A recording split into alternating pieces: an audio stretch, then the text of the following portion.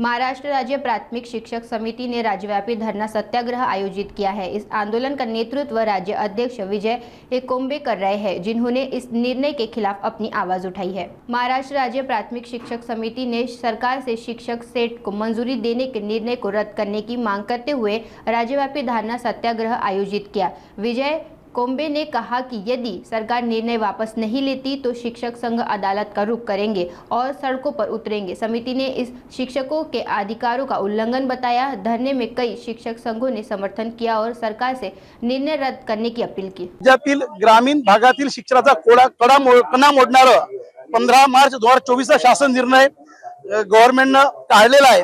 यामुळे लहान गावातील कमी पटसंख्या असणाऱ्या शाळेत एकही शिक्षक राहणार नाही अशी फार मोठी परिस्थिती निर्माण झाली आहे।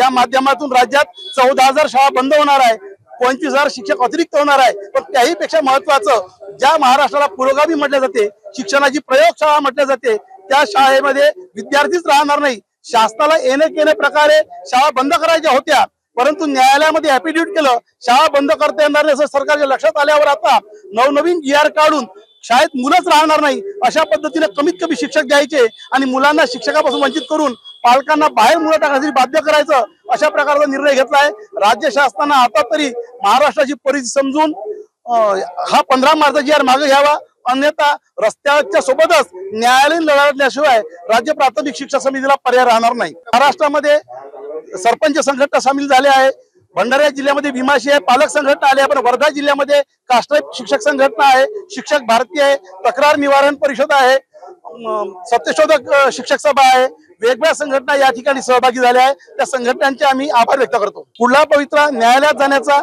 आणि लोक चळवळ म्हणून हे आंदोलन पुढे रेटण्याचा राहील।